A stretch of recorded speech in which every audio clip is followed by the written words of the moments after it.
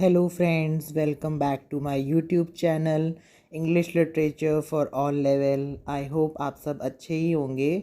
तो आज का हमारा टॉपिक रहेगा success if counted sweetest. This poem is written by Emily Dickinson. तो मैं इस पोएम को एक्सप्लेन करूँगा, लेकिन उससे पहले मैं आपको ये बता दूँ कि ये जो पोएम है ये 3 स्टैंजाज में डिवाइडेड है, और जो ये 3 स्टैंजाज हैं उन सभी में 4-4 लाइंस हैं। तो इसको मैं जो है लाइन बाय लाइन तो एक्सप्लेन नहीं कर पाऊँगा, लेकिन फिर भी मैं कोशिश करूँगा कि आपको kind of analysis, kind of critical appreciation या पूरा एक ना जिस्ट बता दूँ इस उस पोएम का। तो मैं शुरू करता हूँ। मैं पहले जो है पूरी पोएम को आपके सामने रीड कर देता हूँ, उसके बाद मैं उसका एनालिसिस पे आऊँगा। और चलो शुरू करते हैं। Success is counted sweetest by those who never succeed. To comprehend a nectar requires sorest need. Not one of all the purple host who took the flag today can tell the definition so clear of victory as he defeated dying, on whose forbidden ear the distant strains of triumph burst agonized and clear. तो ये थी poem जो मैंने आपको पढ़ के सुनाई। अब जो है हम इसका एनालिसिस करेंगे। तो एनालिसिस कुछ इस तरह से है कि सक्सेस इज़ काउंटेड स्वीटेस्ट, मतलब कि ये जो सक्सेस है ना, हम उसे जो है ना एक तरह से स्वीट, मतलब कि एक जो है ना मीठी उसमें काउंट करते हैं। मतलब कि हमको लगता है कि जब सक्सेस मिलती है तो हमें खुशी मिलती है, लेकिन उस सक्सेस को पाने के लिए जो है कोई, मतलब कोई अगर दूसरा बंदा ये कह रहा है कि यार तेरे को तो सक्सेस मिल गई, तो तेरे को तो बहुत खुशी का मौका होगा तेरे लिए, तो लेकिन हम ही जानते हैं जिसे सक्सेस मिली है वो उस सक्सेस के लिए उसने कितने जो है हार्ड वर्क टॉयल किया है ताकि जो है उसको वो सक्सेस मिल पाए। और उसको सक्सेस कैसे मिलती है, क्योंकि वो बहुत बार उसने बहुत सारे फेलियर्स देखे हैं, बहुत बार वो फेल हुआ है, तब जाके उसे एक पॉइंट पे लास्ट में जाके सक्सेस मिला है। Success is counted sweetest, written in 1859। ये जो पोएम थी ना वो 1859 में लिखी गई थी, एंड प्रिंटेड एनोनिमसली इन 1878। अब इसको जो है ना एनोनिमसली, मतलब कि इसको जो है ना विदाउट नेम, मतलब कि तब तक उसको कोई नाम नहीं दिया गया था, तो इसको जो है ना उसको पब्लिश कराया गया, प्रिंट कराया गया 1878 में। तो अब जो है ना मैं दोनों ही लैंग्वेजेस में लेके चल रहा हूँ, तो आप लोग अपने नोट्स जो बनाएंगे ना वो आप हिंदी में भी बना सकते हैं और इंग्लिश में भी बना सकते हैं। हिंदी में मैं इसलिए बोलता हूँ थोड़े थोड़े उसमें, ताकि जो है आपके जो है ना दिमाग में ये चीज़ जो है ना, जो मैं आपको बताना चाह रहा हूँ, जो आप समझना चाह रहे हो, आपके दिमाग में अच्छे से ये चीज़ घुस जाए, और आपको जो है ना मतलब कि खाली किसी आप एग्ज़ाम के लिए पढ़ रहे हो उसी के लिए ना याद रहे, आगे भी आपको याद रहे, ताकि लाइफ में आपको कभी भी कोई जो है कभी मिले, कोई पोएट मिले, कोई जो है जिसको इंटरेस्ट हो इन सब चीज़ों में, वो आपसे कुछ पूछे तो आप उसे बता पाएँ। इसलिए मैं दोनों लैंग्वेजेस को साथ साथ लेके चलता हूँ। चलिए आगे बढ़ते हैं। तो ये जो है ना एक ऐसी पोएम थी जो है ना 7 poems published in Emily Dickinson's lifetime. तो ये जो है ना इनमें से एक पोएम थी, उन 7 पोएम्स में से एक पोएम ये वाली थी, सक्सेस इज काउंटेड स्वीटेस्ट, जो कि जो पब्लिश हुई थी एमिली डिकिंसन की लाइफ टाइम के दौरान, मतलब कि जब वो जीवित थी, जब वो जिंदा थी, उनके टाइम में टोटल 7 पोएम्स जो है उन्होंने पब्लिश उनकी हुई थी। तो उसमें से ये जो है सक्सेस इज काउंटेड स्वीटेस्ट भी एक पोएम है जो उनके जीते जी पब्लिश कराई गई थी, उनके जीते जी पब्लिश हुई थी। इन the poem success is counted sweetest, she has made an attempt to explain the real meaning of success and the ways to attain a full comprehension of it।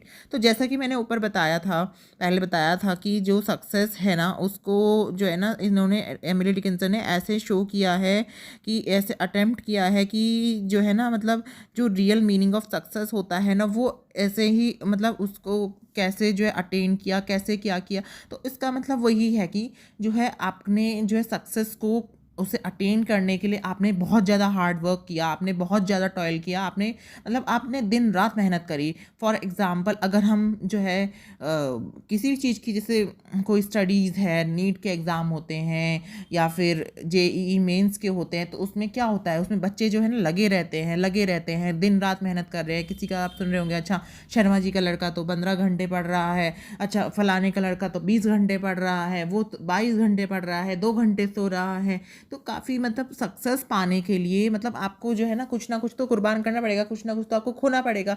Suppose अब देखिए, अगर मैं आजकल जो मतलब जो ट्रेंड में है, आप सौरभ जोशी का नाम तो सुना ही होगा। सौरभ जोशी ने क्या क्या है वो आज, मतलब वो कहाँ से उन्होंने शुरुआत की थी और क्या से क्या हो गए, मतलब कि उनकी जो मेहनत थी, उनकी जो लगन थी, उनकी जो सक्सेस है, वो बहुत सारे उन्होंने फेलियर्स, और आजकल भी देखिए आप उनके साथ मतलब क्या हो रहा है। उन्होंने इतनी मेहनत करी और उसके बाद भी लोगों ने जो है उनके जो है कुछ सपोर्टर्स रहे, बाकी कुछ जो है नेटिजन्स रहे जो उनको सपोर्ट नहीं कर रहे यार, कि अच्छा ये आगे बढ़ने की कोशिश कर, चलो इसे जो है ना इसके अकाउंट्स को देखे, आप देखिए कि उनके वीडियोस देखिए कि वो क्या मतलब बताना चाह रहे हैं, कि उनके इंस्टाग्राम, फेसबुक अकाउंट्स और उनके ब्रदर्स के, फादर के, सबके अकाउंट्स जो है वो उड़ा दिए जा रहे हैं और डिलीट हो रहे हैं इंस्टाग्राम से। तो एक तरह से जो है मतलब वो एक ऐसा बंदा है कि उसे जो है सक्सेस उसे मिल चुकी है, लेकिन लोग उसकी सक्सेस से ना चिढ़ रहे हैं कि ये जो है इतनी जल्दी सक्सेसफुल हो गया। मतलब आप उनकी एज देखिए, खाली 22 और हार्डली 23 ईयर्स के होंगे, वो 21 22 के आसपास होंगे,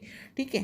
तो लेकिन सक्सेस जो है ना, तो चलिए वापस आते हैं अपने टॉपिक पे। तो सक्सेस जो है ना, सक्सेस कैसे मिलती है? सक्सेस मिलती है हार्ड वर्क से, टॉयल से। अगर आप किसी चीज़ के पीछे लगे रहोगे कि नहीं आज तो मुझे इस गोल को अचीव करके रहना है, बहुत ज़्यादा आप उसके पीछे पड़ जाओगे ना, तो आपको कोई नहीं रोक सकता कि आपको सक्सेस ना मिले, ठीक है। तो वही इसमें पोएट कह रही हैं कि सक्सेस जो है ना उसी को मिलती है जो बहुत ज़्यादा हार्ड वर्क करता है, और उसके पीछे, सक्सेस के पीछे भी बहुत सारे फेलियर्स होते हैं, और उन फेलियर्स को फेस करते करते ही एक आदमी जो है सक्सेस तक पहुंचता है। The poem is based on a contradiction of ideas, मतलब कि इसमें जो पोएम है ना, इसमें जो है ना कॉन्ट्रडिक्शन, मतलब काफ़ी दो आइडियाज़ हैं या काफ़ी सारे आइडियाज़ हैं, two divergent experiences of man, मतलब कि दो एक्सपीरियंसेस हैं मैन के, मतलब दो जो है एक्सपीरियंस इसमें दिखाए गए हैं मैन के। To realise the value of something one must know the absence of it. तो अब जो है किसी चीज़ की वैल्यू जानने के लिए, जब तक कि जो है ना, अब आपको किसी चीज़ की वैल्यू जाननी है तो आप कैसे जानोगे, जब तक वो आपकी लाइफ में, मतलब कि सपोज़ आपकी लाइफ में ना सक्सेस नहीं है, सक्सेस नहीं, कोई भी आप छोटा सा एग्जाम्पल ले लो, ठीक है। जैसे सपोज़ आपको एक बाइक चाहिए, मोटर बाइक चाहिए, या फिर सपोज़ आपको एक, चलो भाई हमारे पास जो है हमारे पास जो है कीपैड वाला फ़ोन है, ठीक है, और दूसरे बंदे के पास जो है एंड्रॉयड फ़ोन है, टच स्क्रीन वाला फ़ोन है।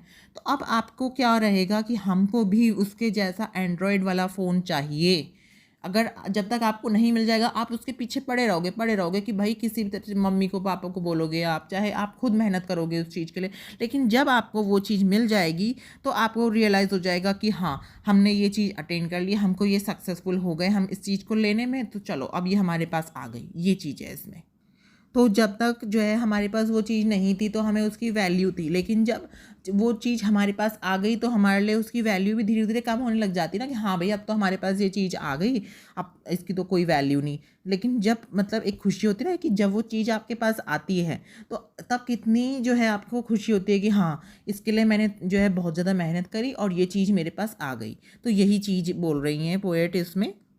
और फिर वो आगे कहती हैं कि चलो जो चीज़ आपके पास आ गई, अब जो है उसकी जो खुशी है वो आपके अंदर कितनी देर तक रहती है। In the present poem Emily Dickinson takes recourse to a metaphorical expression. तो इसमें जो है ना, जो ये पोएम है इसमें एमिली डिकिंसन ने ना एक दोबारा से रिकोर्स किया है कि मेटाफोरिकल एक्सप्रेशन को शो किया है। In war one is bound to be victorious and the other defeated. अब इसमें देखो, अब वॉर का एग्जाम्पल देती हैं वो, कि मतलब जैसे वॉर होता है ना, दो कंट्रीज़ के बीच में सपोज़ वॉर हुआ, या चलो दो कंट्रीज़ के बीच में नहीं हुआ, सपोज़ जो है एक हो गई जी राम की मतलब एक हो गई करण की टीम और एक हो गई अर्जुन की टीम। अब क्या होगा कि दोनों तो विक्टोरियस हो नहीं सकते, दोनों तो जीत नहीं सकते, तो क्या होगा कि या तो करण की टीम जीत जाएगी या फिर अर्जुन की टीम जीत जाएगी। तो जो भी जो है जीतेगा उसको उसको उसको सक्सेस मिलेगी, वो जो है विन करेगा, और जो हार जाएगा उसको डिफीट मिलेगी, तो वो जो है वो हार गया। तो ये है इसमें, ये बोल रही हैं वो। तो फिर अब आगे वो काफ़ी अच्छी तरह से उसे एक्सप्लेन करती हैं। वो कहती हैं कि ये चीज़ मुझे बहुत अच्छी लगी, मतलब मेरे को पर्सनली ये चीज़ बहुत अच्छी लगी, ये वाली लाइन।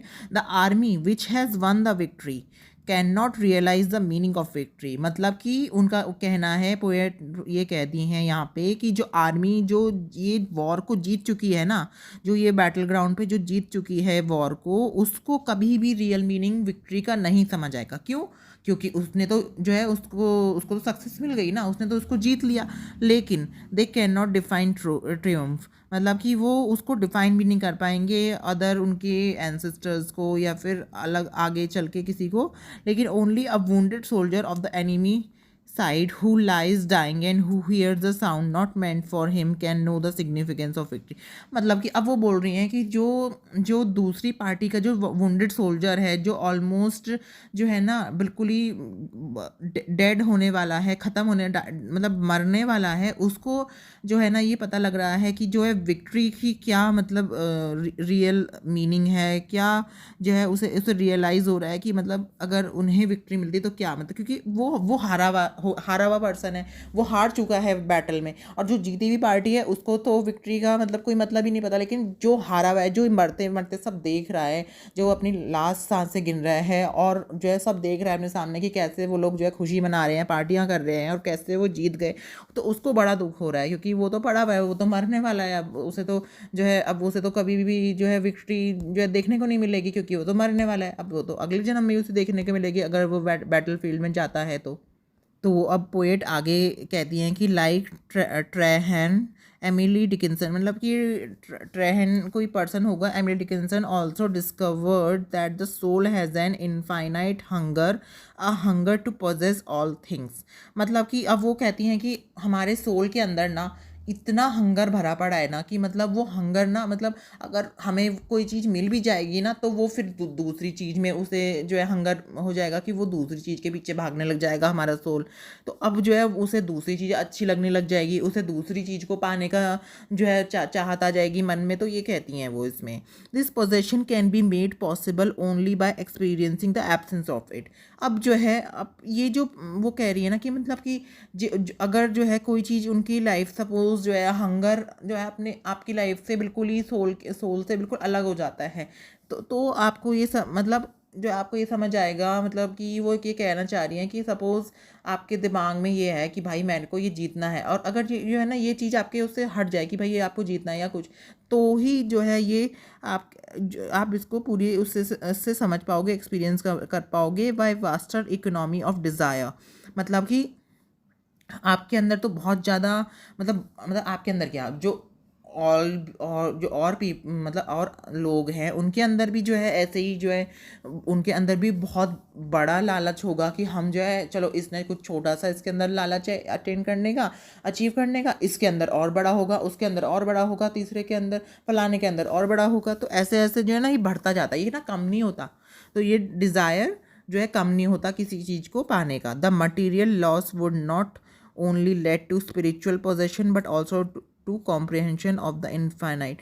अब क्या होता है कि जो मटेरियल लॉस मतलब कि जो उसमें जो सोल्जर्स थे और सोल्जर सारे मर गए। अब क्या हुआ कि जो है जो बैटल जो लड़ रहे थे उन्होंने उसमें जो है अब ऐसा तो है नहीं कि फ्री में हो जाता है बैटल, उसमें जो है खाना पीना, वेपन और आर्मी और मतलब बहुत लोग लगते हैं ना उसमें, क्योंकि उतना लंबा चौड़ा उसमें जो है इतने लोग मारे जाते हैं। तो उससे क्या होता है कि स्पिरिचुअल जो है पूजा पाठ वाले या फिर जिससे स्पिरिचुअल लॉस भी होता है और कॉम्प्रिहेंशन, मतलब उसमें ना इतने इनफाइनाइट लॉस होते हैं ना कि हम जो है ना उसे गिन भी नहीं सकते कि इतने ज़्यादा लॉस हो जाते हैं उसमें।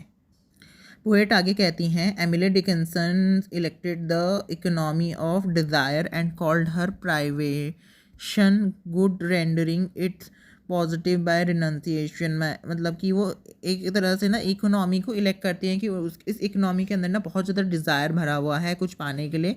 So gradually she started identifying distance with delight. तो अब क्या होता है वो जो है ना एक तरह से डिस्टेंस मेंटेन करने लग जाती हैं प्लेजर और डिलाइट वाले उससे एरिया से, मतलब चीज़ों से। Not only are the objects of her desire distant, they are also very often moving away. तो उनके अंदर जो डिज़ायर था ना, किसी कोई मतलब उनके अंदर भी कोई ऑब्जेक्ट रहा होगा कभी, तो वो भी उनसे, वो खुद भी उनसे दूर होने लग जाती हैं। Their sweetness increasing in proportion to their remoteness. अब क्या होता है कि जो उनकी स्वीटनेस होती है ना, वो भी बढ़ने लग जाती है, लेकिन उनकी रिमोटनेस के साथ। To the eye of desire the world in a centrifuge in which all things are straining और flying towards the occult circumstance. Heaven is what that can not reach. अब हेवन क्या है? हेवन तो ये चीज़ है ना यार, हमें नहीं पता होता ना कि हम कहाँ जाएंगे, हेवन में जाएंगे या हम हेल में जाएंगे। तो हेवन जो है एक ऐसी चीज़ है जहाँ पे कोई नहीं पहुँच पाया आज तक। कोई नहीं जानता कि हम उस फलाने आदमी को हेवन मिलेगा या हमको हेवन मिलेगा या हेल मिलेगा या उसको हेवन मिलेगा या हेल मिलेगा, कोई नहीं जानता। तो ये बहुत ही ब्यूटीफुल लाइन ये कहती हैं, उसे कोट करती हैं। The ideas expressed in the poem are obviously based on Emily Dickinson's own experience. अब जो आइडियाज़ उन्होंने यहाँ पे जो है ना एक्सप्रेस किए हैं इस पोएम में, वो जो है ना एमिली डिकिंसन के ओन एक्सपीरियंसेस पे बेस्ड है। मतलब कि जैसे उनकी लाइफ थी, मतलब मैंने आपको पहले बताया था जब उनका जो है उनका हमने लाइफ एंड वर्क्स पढ़ा था, तो उसमें मैंने बताया था कि वो बहुत ही कंजर्वेटिव थी। वो अपने जो है ना वर्क्स जो लिखती थी वो अपने फैमिली के साथ शेयर नहीं करती थी, अपने फ्रेंड्स के साथ शेयर नहीं करती थी, और वो कहीं भी किसी से मिलना नहीं पसंद करती थी। यहाँ तक कि जो लास्ट 25 ईयर्स थे उनकी लाइफ के, उसमें भी जो है वो अकेली रहती थी और बहुत ज़्यादा क्लोज फ्रेंड्स के साथ ही वो इंटरेक्ट करती थी। तो यही है इसमें, मतलब कि ये जो पोएम है ना वो अपने ओन एक्सपीरियंस पे बेस्ड है।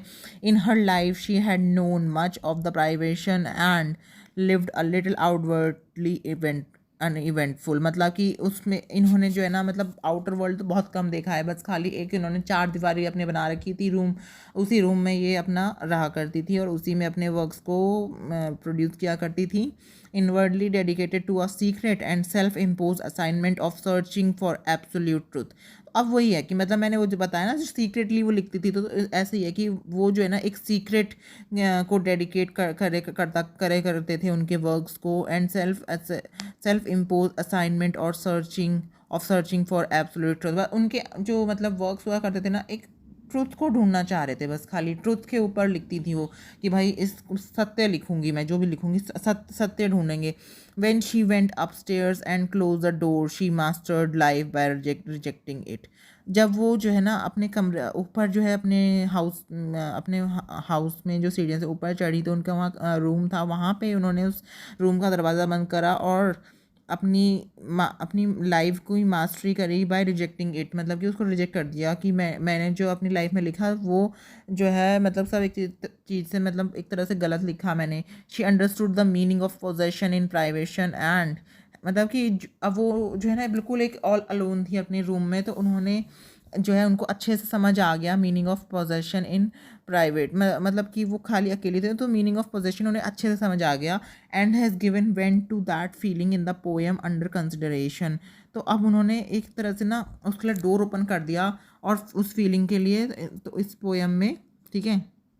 अब एमिली डिकिंसन आगे कहती हैं मतलब अब वो एक तरह से मतलब Emily Dickinson was not a philosopher but the poem evidently shows that her life of isolation. मतलब कि वो एक ट्रू फिलोसोफर नहीं रही, पर फिर भी जो उनकी पोएम थी ना, ये वाली जो पोएम है, वो उनकी लाइफ के आइसोलेशन, मतलब कि उन्होंने अपने को ना एक तरह से आइसोलेट कर रखा था। मतलब कि वो बाहर आउटर वर्ल्ड को नहीं देखती हैं, वो आउटर वर्ल्ड में जाना ही पसंद नहीं करती। वो खाली अपने रूम में बैठी रहती हैं और वहीं से पोएट्रीज़ को कंपोज करती रहती हैं, अपने वर्क्स लिखती रहती हैं। Isolation had force the philosophical faculty of her mind to stir in the activity. मतलब कि अब जो है ना, जो ये आइसोलेशन है ना, जो उन्होंने अपने आप को कैद करके रखा हुआ है ना एक रूम में, वो ही जो है उनका जो माइंड ही वो ऐसा हो जाता है, और वो माइंड उनको फोर्स करता है कि जो है आप जो है ना ऐसी पोएट्रीज़ को ऐसी बिल्कुल ऐसे जो है ना माइंड ऐसे बन जाता है, तो आप जो है ऐसी पोएट्री को जो है कंपोज करो, ऐसी एक्टिविटीज़ में अपना दिमाग लगाओ, अपना ध्यान लगाओ। तो वो ये कहना चाह रही हैं इसमें। अब आगे बात करते हैं उनकी पोएटिक टेक्निक की। तो अब the poem is remarkable for its metaphor. अब जो है मतलब कि metaphor again it's a figure of speech. तो जो है जो उनकी पोएम है वो मेटाफर से भरी है। मेटाफर्स उन्होंने बहुत जगह पे यूज़ करे हैं, विविड इमेजरी यूज़ करी है, पिथी एक्सप्रेशन यूज़ करे हैं, and vitalization of orthodox religious terms like nectar. अब उन्होंने काफ़ी सारे ऑर्थोडॉक्स रिलीजियस टर्म्स यूज़ करे जैसे कि नेक्टर है, फॉरबिडन है। The poem in the sorry the pun in the word host is also remarkable. मतलब कि जो पन है, फिगर ऑफ स्पीच जो है वो जो वर्ड होस्ट में वो भी रिमार्केबल है। The poet's capitalisation and irregular use of lashes are usually somewhere perplexing. The first and the third stanza don't have any irregular capital letter, मतलब उनमें जो है कोई भी irregular capital letter नहीं है. But in the second stanza 3 out of 4 lines have these capital, मतलब अब जो है जो second stanza है उसमें तो भाई बहुत सारी जो है capital letters से उन्होंने शुरुआत की हुई है, जैसे कि host है, flag है, victory है, सबके जो पहला जो वर्ड है वो कैपिटल से उन्होंने शुरू करा हुआ है. The syllables of different lines of the poem vary between 6 to 8 and are arrange in iambic patterns. अब जो उसमें सिलेबल्स हैं या तो एक लाइन में जो है 6 to 8 हैं, या फिर जो उनकी जो लाइन्स हैं ना वो अरेंज इन आयम्बिक पैटर्न को फॉलो कर रही हैं. Actually the versification of the present poem seems to be the mixture of English hymns and several other meters. अब जो है जो इनकी जो ये जो प्रेजेंट पोएम जो इन्होंने लिखी है ये जो है ना मिक्सचर है इंग्लिश हाइम्स का, मतलब कि इंग्लिश जो है जो मतलब एक तरह से सॉन्ग्स बोलो या फिर जो भी मतलब एक जो किसी की याद में लिखे जाते हैं उनकी कलेक्शन, उसका मिक्सचर है. और सेवरल अदर मीटर्स मतलब कि और भी अलग मीटर्स का जो है कलेक्शन है. ठीक है, तो यहाँ इसके साथ ही ये पोएम ख़त्म होती है. तो आई होप आपको जो है जो मतलब मैं समझाना चाहता था वो आपको अच्छे से समझ आ गया होगा. अगर नहीं आया है तो फिर आप थोड़ा सा रुक के इस वीडियो को दोबारा से देखना, और अगर तभी भी नहीं आता है तो फिर आप मुझे अपनी क्वेरीज़ जो है कमेंट में आप डाल सकते हो, और फिर आप मुझे बता सकते हो कि क्या चीज़ समझ में नहीं आ रही है. तो फिर मैं उस पर्टिकुलर पार्ट का वीडियो फिर से अपलोड कर सकता हूँ. और अगर ये वीडियो आपको पसंद आई हो तो आप इसको अपने फ्रेंड्स के साथ शेयर कीजिए, इसको लाइक कीजिए, अच्छे अच्छे कमेंट्स कीजिए और चैनल को सब्सक्राइब कर दीजिए, ताकि आपको आने वाले दिनों में और भी ज़्यादा नई नई पोएम्स, नए नए ऑथर्स, नए नए राइटर्स देखने के लिए मिलें. और तब तक के लिए बाय बाय. और चलिए ठीक है, चलो आज का वीडियो बस इतना ही.